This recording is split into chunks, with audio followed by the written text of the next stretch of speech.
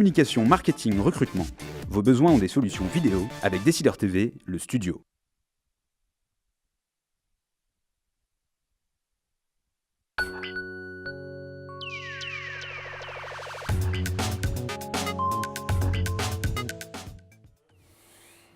Bonjour à tous, bienvenue pour ce nouvel épisode des Décideurs de la gestion. Chaque vendredi, 12h30, 13h, vous pouvez poser toutes vos questions en direct à notre invité dans la fenêtre de chat qui se trouve à côté du player. Et notre invité, en l'occurrence, il s'agit de Bernard Hébrand. Bonjour. Bonjour. Merci d'avoir accepté notre invitation. Vous êtes directeur général délégué d'Invesco. Je vous laisse en quelques mots nous présenter cette maison, grand nom de la gestion d'actifs américain. Oui, Invesco, on est un groupe qui ne fait que de la gestion partout dans le monde. On est un des principaux gestionnaires de fonds indépendants dans le monde. On parle, c'est vrai, jamais aux particuliers en direct. En revanche, on va parler aux gens qui vont les servir directement, aux banques, aux compagnies d'assurance et aux investisseurs institutionnels un petit peu partout dans le monde. Donc vous avez beaucoup de chance, hein, ils ne vous parlent jamais en direct, mais là c'est une occasion en effet de faire ce lien. Et donc on va voir avec vous comment vous travaillez. Combien d'encours sous gestion, comme on dit, combien d'argent vous gérez ? C'est un petit peu moins de 800 milliards dans le monde. De toute façon, c'est très transparent. On publie tous les mois. On est coté en bourse, donc on a une transparence totale sur tous ces chiffres-là. Un peu moins de 800 milliards, on est dans les plus gros gérants du monde. Et à Paris, c'est une équipe de combien de personnes ? À Paris, il y a 50 personnes qui travaillent pour les clients qui sont un peu partout en Europe. On n'est pas spécialement dédié à un pays en particulier et c'est vraiment important d'avoir cette vue un peu transversale sur tous les pays européens parce qu'il y a des problématiques communes évidemment à tout le monde, mais il y a aussi des spécificités qui vont tenir à la fiscalité, à la culture, aux habitudes et au réseau de distribution et on a vraiment cette vision un peu transversale. Mais dans ces 50, c'est que des commerciaux ou il y a aussi des allocataires d'actifs, tous faits à New York ou... Ah non, alors la gestion pour les clients européens, elle est faite en Europe, clairement. À Londres ? Ouais, au Royaume-Uni, soit dans la campagne du sud de l'Angleterre qui était sous l'eau là, ces derniers jours, ouais. Un peu à Londres également, et puis à Paris, on gère pas mal de capitaux pour des clients européens directement en France, donc pour des clients qui sont basés partout sur le continent. D'accord. Et 2013, une bonne année, hein ? Une année vintage. Ouais. 2013, c'est un peu pour pas mal de sociétés de gestion, dont Invesco, le 2000 des crus de Bordeaux. Ouais. Donc c'est vrai que le siècle est un petit peu jeune, mais pour le moment c'est l'année du siècle. C'est un petit peu la même chose pour beaucoup de sociétés de gestion. Et c'est vrai que 2014 commence assez fort et on aurait pu attendre à ce que le premier mois de janvier, qui est un peu difficile sur les marchés, ait rebuté des investisseurs. Non, on a vu des investisseurs qui continuent à venir sur l'ensemble des marchés. Beaucoup de produits de marchés différents, mais en tout cas, ils arrivent sur les marchés. Bon, en fait, ils n'ont pas vraiment le choix. Il faut dire que les autres classes d'actifs soit ne rapportent rien, soit sont déjà très hautes. Donc, ils se disent qu'il faut peut-être remettre un peu de risque dans son portefeuille. Exactement. Donc, c'est ce qui avait été théorisé sous le nom de répression financière par les banques centrales depuis quelque temps. On met les taux à zéro partout dans le monde, ce qui fait que si on rajoute un petit peu d'inflation, accessoirement un peu de taxes, etc., les gens perdent de l'argent en restant sur du monétaire ou sur des comptes entre guillemets rémunérés. Donc, il faut qu'ils aillent sur les marchés. Un petit peu. Donc c'est ce qui se fait un peu partout dans le monde. À noter que le particulier, le ménage français, c'est un peu comme le village gaulois qui résiste encore et toujours à ça. En 2013, les particuliers français ont continué à retirer de l'argent, pas de chez nous, mais en général, sur le marché français, ils ont vendu des titres, des actions et des fonds. Et quand ils reviendront, ça sera un peu trop tard, comme parfois, souvent, quand le CAC sera à 5000, 6000 points et que ça sera la une des journaux, il sera trop tard pour revenir. Alors c'est un petit peu ce qui crée les mauvais souvenirs pour la suite, c'est que typiquement au XXe siècle, les gens avaient massivement pris position sur les marchés en 98, 99, 2000. Et forcément, ils en ont gardé d'assez mauvais souvenirs. Et après il faut attendre plus d'une décennie pour qu'ils y reprennent goût. Et on est toujours dans cette phase. Allez, on va rentrer dans le vif du sujet avec cette première séquence. Vos impressions macro.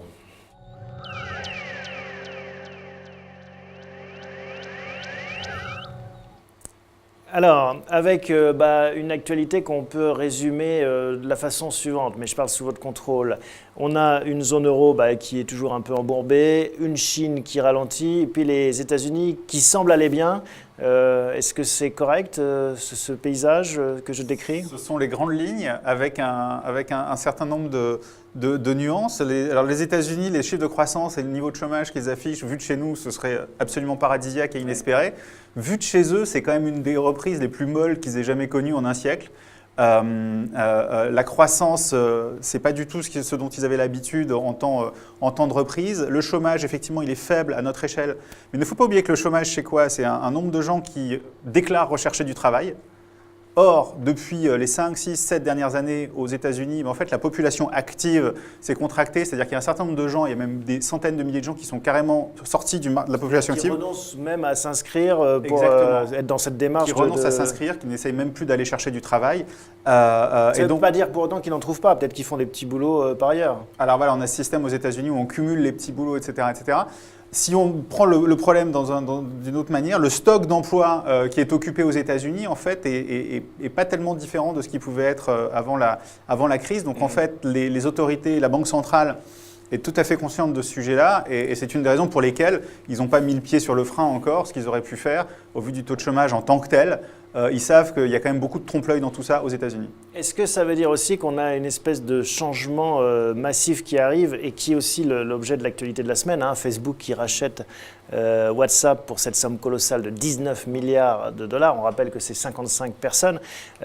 Si 55 personnes arrivent à créer 19 milliards de valeur, on peut discuter sur le prix du chèque, le montant du chèque, mais c'est bien qu'il y ait une concentration grâce à la technologie fantastique de la création de valeur. Voilà, ça c'est un phénomène qui est important. On a en termes de produit intérieur brut ou de croissance économique, c'est un petit peu la même chose que la valeur soit créée par Facebook ou par General Motors. Sauf qu'en termes d'emplois générés, ce n'est pas du tout la même chose. Il faut beaucoup plus d'emplois pour fabriquer une voiture chez General Motors que d'emplois pour fabriquer $1 de bénéfice chez Facebook. Ouais. Et donc, on a une croissance qui est moins riche en emplois aux États-Unis et c'est malheureusement assez vrai en Europe aussi. Il y a une autre thématique de fond aux États-Unis pour parler de cette partie de la planète, c'est le prix de l'énergie qui baisse considérablement, grâce notamment au gaz de schiste. Les États-Unis qui vont exporter des hydrocarbures, on ne pensait pas voir ça de notre vivant. Non, alors ça c'était totalement hors des radars. Les États-Unis exportateurs de pétrole, on n'y est pas encore, mais c'est à échéance vraisemblablement de court moyen terme, de quelques toutes petites années. Ça en prend le chemin. Ça a des conséquences dans tous les domaines. On pourrait parler de géopolitique. On peut parler évidemment des coûts de production pour typiquement les chimistes ou les gens qui sont gros consommateurs d'énergie ou les industriels là-bas. Et en termes d'emploi, même si ce n'est pas totalement révolutionnaire, c'est assez créateur d'emplois dans tous ces endroits où on fait, gardez ça en tête, on n'a pas un gros puits de pétrole comme en Arabie Saoudite où on fait un trou et après ça sort pendant des années et des années. Ouais, c'est des champs en fait. Voilà, on fait des champs et on déplace la machine en permanence, donc c'est assez consommateur en main-d'œuvre et ça c'est plutôt une bonne nouvelle pour les États-Unis. Et donc un coût de l'énergie qui fait que, oui, vous le disiez, des conséquences géopolitiques. C'est pour ça d'ailleurs qu'ils se désengagent beaucoup les problèmes du Moyen-Orient qui les intéressaient plus à l'époque où il y avait du pétrole à aller chercher. Donc ça, on n'a probablement pas fini d'en voir les conséquences. Un désengagement. En 1945, je crois, le président Roosevelt avait noué un pacte avec le roi saoudien pour justement assurer d'un côté la protection et puis de l'autre côté l'approvisionnement en pétrole. Il semble que maintenant ce pacte soit moins utile. D'un côté, ils sont capables d'assurer leur protection un peu plus tout seuls et le pétrole, les États-Unis, en ont moins besoin, ils vont en exporter. Ça change vraiment beaucoup de choses. À nouveau, l'Europe est complètement en dehors de ce mouvement-là et nous, on est toujours dépendants. Bon, on essaiera de voir comment est-ce que vous arbitrez tout ça et comment est-ce que vous allouez les actifs en fonction de ces donnes de moyen-long terme. On va revenir en Europe, donc justement, on va faire un petit arrêt par la Grande-Bretagne avec deux sujets. Est-ce que la Grande-Bretagne reste, et notamment l'Angleterre, dans l'Europe? Et est-ce que l'Écosse reste dans la Grande-Bretagne? Donc ça fait les poupées russes. Quels sont vos scénarios? Est-ce que c'est les choses qui sont sur les radars des investisseurs? Donc, premièrement, je n'ai pas la réponse à ces deux questions. Deuxièmement, les sondages nous disent que l'Écosse, vraisemblablement… Donc, on a un référendum qui est prévu, c'est inscrit, c'est prévu, c'est dans le calendrier, c'est en septembre. On va demander aux Écossais, est-ce que vous souhaitez rester dans le Royaume-Uni ou est-ce que vous devez demander votre indépendance? Est-ce que vous voulez être indépendant? Ce serait quand même un Big Bang incroyable, cette sortie. Alors, oui, parce que ça ferait un nouvel État indépendant dans la communauté européenne. On n'a quand même pas eu depuis… je pense qu'on n'en a jamais eu en fait. On a absorbé des États qui n'y étaient pas, mais on n'a jamais eu… Fusionnait, mais on divergeait. Voilà. Il n'y avait pas de spin-off. Voilà, on n'a pas eu de spin-off encore. Cela dit, il faut relativiser, c'est quelques petits millions d'habitants l'Écosse. C'est un très beau pays que je recommande à tous les voyageurs, mais c'est un petit pays, c'est quelques millions d'habitants. Alors, il faut savoir aussi que ça a des conséquences par ailleurs, c'est que c'est une place financière, mine de rien, l'Écosse, on ne l'a pas en tête, mais Aberdeen, Glasgow, Édimbourg, il y a beaucoup de maisons de gestion qui sont installées là-bas, des fonds de pension importants, les veuves écossaises, Scottish Widows. Scottish Widows qui a fusionné avec Aberdeen d'ailleurs. Exactement, Aberdeen, une autre capitale écossaise, donc pôle financier important. Que deviendraient ces financiers là-bas qui gèrent beaucoup d'argent un peu partout dans le monde s'ils devaient travailler dans une devise d'ailleurs qu'on ne connaît pas encore? Controverse là-dessus.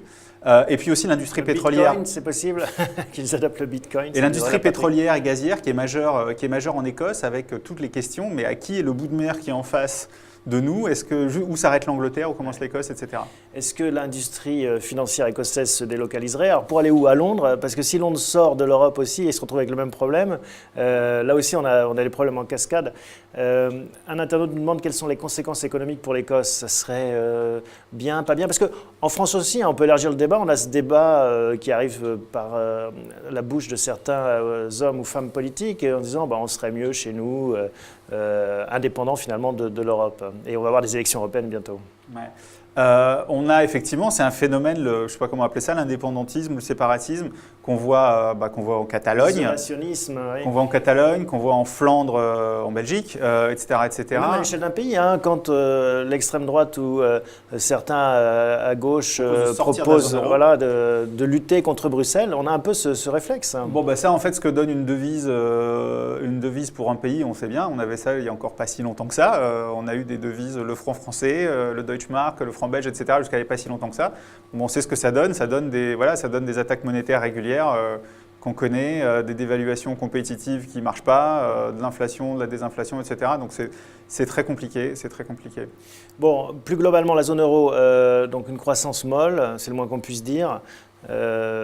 Qu'est-ce qu'il faut anticiper dans cette région du monde, même si en effet, on n'a pas observé de décrochage avec l'Allemagne, notamment en 2013, d'un point de vue croissance. Ouais, alors je pense que le mot anticiper, c'est le mot qui est important. Aujourd'hui, on a beaucoup de choses qui sont intéressantes qui se passent depuis 4, 5, 6 mois dans les anticipations.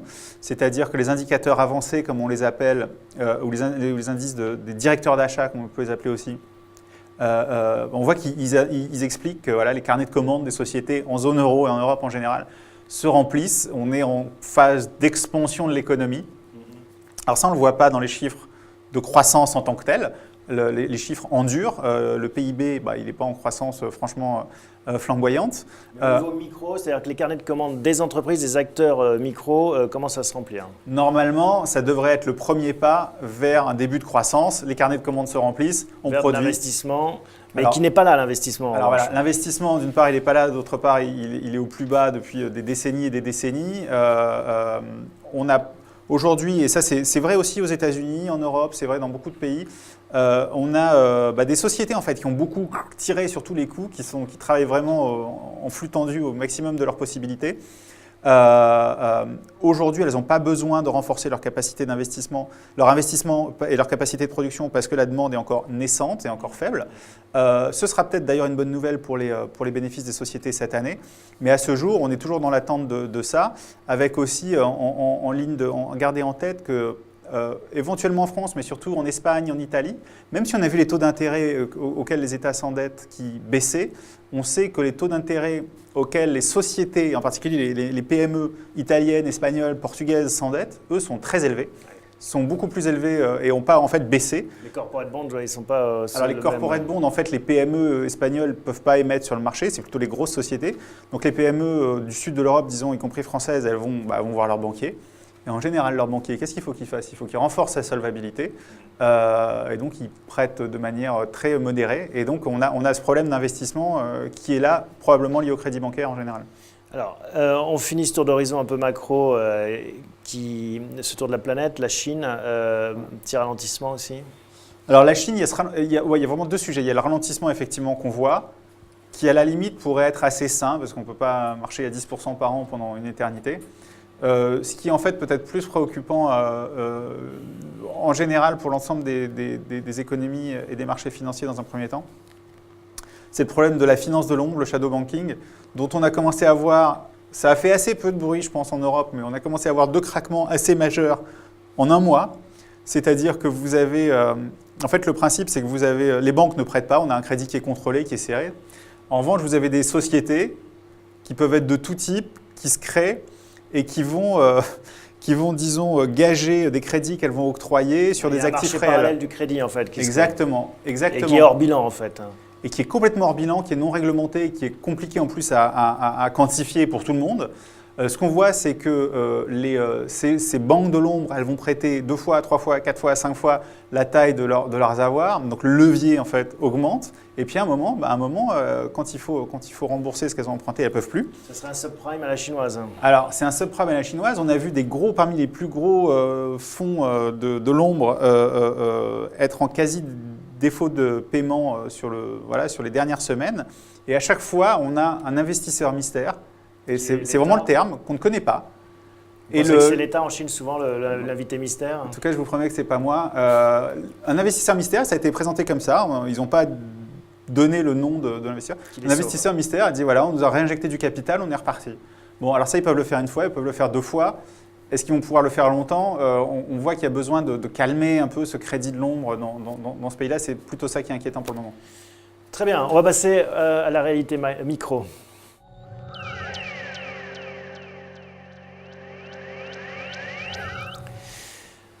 Alors, Bernard Hébrand, je rappelle que vous êtes directeur général délégué chez Invesco. Votre métier, c'est plutôt de sélectionner les fonds, pas de rentrer justement dans le détail des actions, le stock picking, comme on dit dans le jargon. Malgré tout, on a des tendances qui se dégagent. On voit les résultats aux États-Unis qui sont plutôt bons pour les grands groupes américains, plus 10%, c'est ça, de croissance des résultats. En Europe, vous le disiez, c'est un peu plus contrasté, et notamment sur les critères d'investissement, c'est pas encore ça. Les carnets de commandes vont mieux, mais pas l'investissement. Ouais, alors en Europe, en fait, on vit sur des anticipations positives, ou pour le dire autrement, des espoirs depuis un bon moment. En 2013, ça a été la 2e, voire la 3e année consécutive pour un certain nombre de marchés où les bénéfices des sociétés ont baissé. Ouais. Donc là, en valeur absolue. Plusieurs exemples. On a eu Danone, Saint-Gobain, encore Kering aujourd'hui. Voilà, et vous citez tous ces secteurs, toutes ces sociétés, c'est intéressant parce que ce sont des secteurs qui sont assez différents. A priori, elles ont peu de choses à voir entre elles. Saint-Gobain et Danone, bon, c'est pas vraiment les mêmes produits. Alors après, il y a des dépréciations aussi d'actifs parfois qui rentrent en ligne de compte. Alors, il y a des phénomènes exceptionnels, c'est exact, mais il y a aussi des phénomènes transversaux qui sont typiquement, parmi les sociétés que vous avez citées, des marchés importants, disons, hors de leur pays, en particulier dans les émergents. Effet devise qui a été très mauvais pour les comptes, et puis aussi ralentissement de ces émergents qui fait que les ventes en tant que telles sont moins importantes. Puis au-delà des émergents, l'euro, c'est aussi bizarre que ça puisse nous paraître d'ici, c'est une des devises les plus fortes du monde. Oui. Probablement la plus forte du monde. C'est un paradoxe encore, qui s'explique notamment par la planche à billets américaine, mais qui n'est pas logique par rapport à la vigueur de l'économie du continent. Voilà, on a cette banque centrale européenne, c'est probablement la seule grande banque centrale occidentale, qui a contracté la taille de son bilan sur l'année 2013, alors que tous les autres ont fait une politique très très expansionniste. Là, je dirais qu'on est tout simplement dans une logique off-demand. Il y a beaucoup moins d'euros offerts qu'avant et que d'autres devises. Donc on a une devise qui reste très très forte, quoi qu'il arrive par ailleurs, qui soit moyennement enthousiasmant. Mais parce qu'il y a ce débat aussi sur la politique monétaire européenne, les Allemands ont toujours réussi à s'en sortir correctement avec une devise forte. Et c'est sans doute ça la philosophie derrière aussi, de se dire, on peut avoir le beurre et l'argent du beurre. Bon, alors le problème, c'est qu'on définit une politique monétaire unique pour des économies qui ont vraiment des situations très très différentes. Et on voit très bien que le taux d'intérêt d'équilibre ne devrait pas être le même en Allemagne, en France, en Italie, etc. Or, c'est le même, il y en a un seul. Ouais. Et ça, c'est un vrai souci. On a une politique monétaire qui va être à peu près une moyenne pondérée, avec des pondérations pas équivalentes entre les uns et les autres, mais qui finalement ne correspond pas à tout le monde.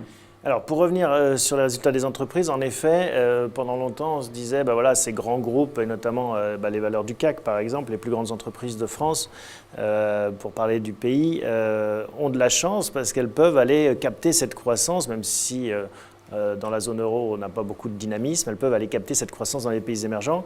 Et là, vous nous dites double peine, un gros ralentissement des émergents, plus l'effet devise dans le mauvais, à contre-courant. Ouais, et ça, on l'a vu assez clairement en fait en milieu d'année, jusqu'au premier trimestre, les exportateurs et en particulier les gens exposés aux émergents était vraiment favorisé par les marchés. Ça s'est cassé en mai, juin, juillet et le deuxième semestre a été plus pour les domestiques. Bon, bah, ça va nous permettre d'entrer de plein pied dans cette troisième partie et d'évoquer justement l'allocation que vous faites par rapport à ce paysage qui est contrasté. On passe.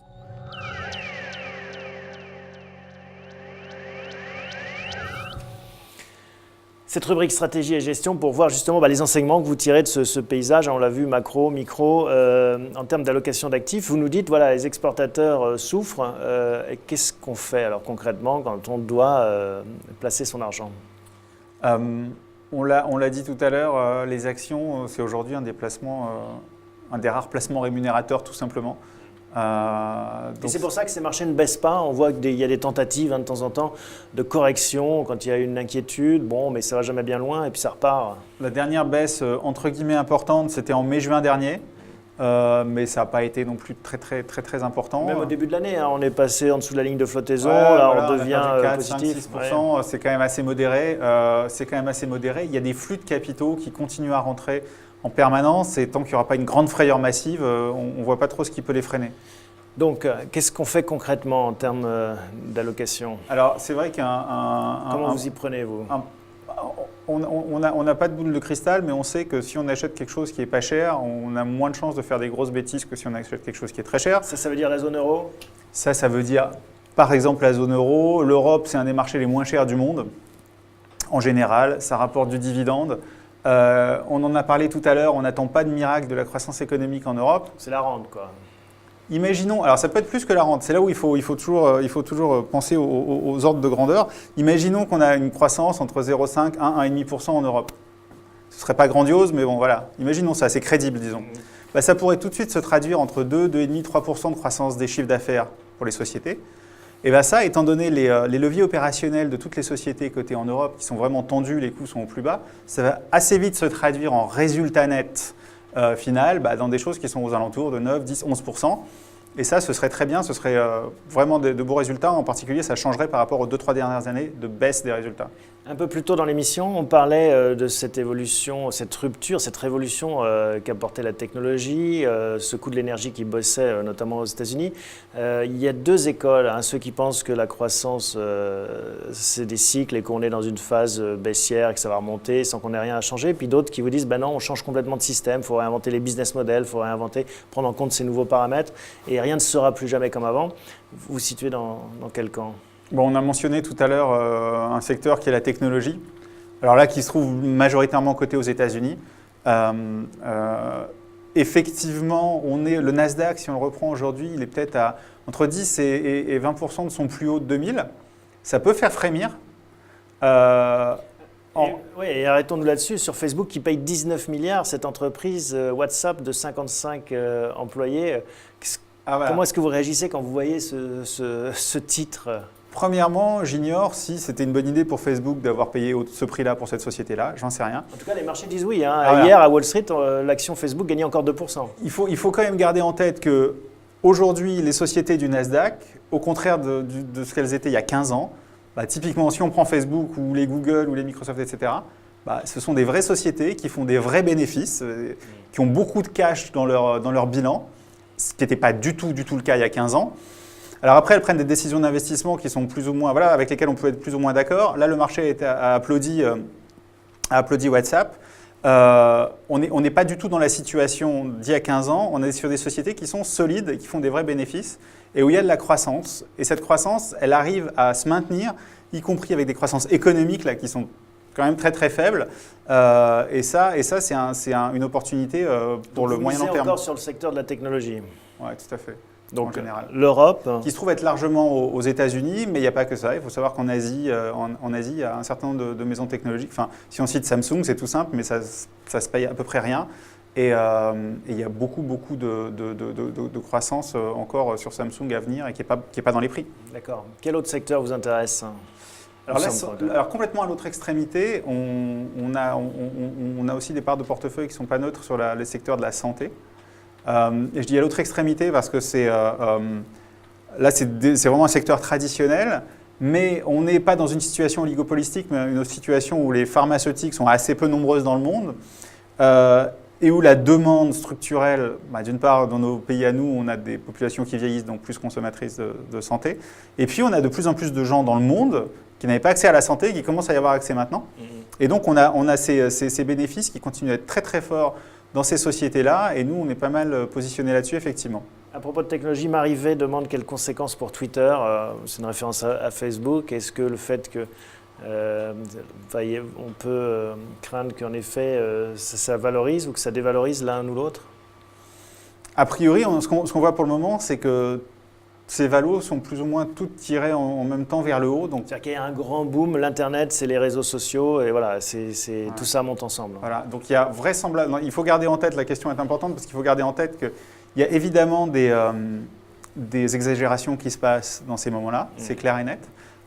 Si vous suivez ce qui se passe sur Tesla Motors, qui vous savez, ça fabrique ces voitures électriques. Des voitures électriques haut de gamme. Une courbe qui est, la courbe de son prix est complètement exponentielle maintenant. Donc il y a vraisemblablement des exagérations à droite à gauche. En revanche, au niveau agrégé, on a un secteur qui est solide, qui a une vraie croissance avec des vrais bénéfices.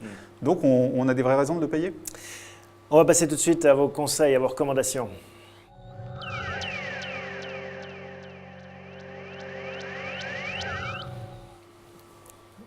Voilà, pour finir cette émission et cette demi-heure ensemble, quelques recommandations. Donc, on l'a bien compris, vous n'êtes pas un spécialiste des actions, mais plutôt des allocations et des fonds. Est-ce que vous pouvez nous recommander quelques fonds qui vous semblent pertinents et sur lesquels on pourrait investir? Si on se concentre sur les actions européennes, parce que ça a le mérite pour les investisseurs particuliers d'éviter le risque de change qui est quand même important, et puis accessoirement, ça peut souvent rentrer dans des enveloppes plutôt favorables pour le particulier européen. Il y a un certain nombre de sociétés qui vont gérer des fonds en Europe. Évidemment, Invesco a des très bons fonds d'actions européens que je vous recommande, ou d'actions euro même, qui sont parmi les meilleurs du marché. Mais vous avez des grosses sociétés aussi comme BlackRock qui font des belles choses. À chaque fois sur des valeurs, dans les deux cas, l'idée de base, c'est du bon sens, c'est qu'on va essayer de chercher on va essayer de payer des prix raisonnables. Parce qu'à chaque moment, à chaque instant, il y a des valeurs qui sont complètement déraisonnables. Donc on essaie de rentrer à un prix qui est correct. Comment est-ce qu'on fait pour sélectionner un fonds? Vous regardez quoi, vous? On regarde un tas de choses. On regarde qui gère. Est-ce qu'il a l'expérience? Est-ce qu'il a les capacités? Est-ce qu'il a les moyens, etc. Dans quelle perspective? Et là, vous avez plein de manières d'acheter ou de vendre un titre pour telle ou telle raison, pour des perspectives de croissance, pour un niveau de prix, pour des raisons sectorielles, etc. etc. Donc ça, c'est important, savoir qui gère. Dans quelle perspective, et puis quelle est la structure. Il ne faut pas négliger typiquement, souvent on peut être séduit par des boutiques, des petites maisons qui vont avoir des fonds très très performants, etc. Il faut garder en tête que le gérant, s'il veut être bien concentré sur son marché, il faut qu'il soit dans un environnement assez serein. Donc il faut qu'il y ait une certaine solidité de la boutique en question. Il y a des boutiques qui sont très solides. Je pense qu'en France, vous avez un certain nombre de boutiques ou de sociétés entrepreneuriales. Vous en achetez, vous en mettez dans vos fonds de fonds par exemple alors. Vous avez des très bonnes choses qui sont faites sur les actions européennes, chez les DNCA, chez les échiquiers, chez les gens comme ça. C'est vraiment des maisons où là, on voit que les gérants ils sont concentrés sur leur travail. C'est plus que des boutiques, ceux que vous citez. Ils commencent à avoir une certaine surface. Ça reste des maisons qui sont assez largement détenues par les fondateurs, ça c'est important. Le côté entrepreneurial. Le côté entrepreneurial est là et on n'est pas du tout dans la logique de groupe où on ne se soucie pas du tout du résultat final et on est vraiment chez des gens qui sont complètement liés à la performance. Ils sont obligés de performer et donc leur intérêt est aligné avec celui du client. Et ça c'est important, toujours garder ça en tête et pour la gestion ou pour d'autres produits, il faut que votre intérêt soit aligné avec celui du client. Bon, on va rester sur cette règle d'or. Merci en tout cas Bernard Hébrand pour ces analyses, ces décryptages, ces conseils. Je rappelle que vous êtes le directeur général délégué d'Invesco ici à Paris. Merci.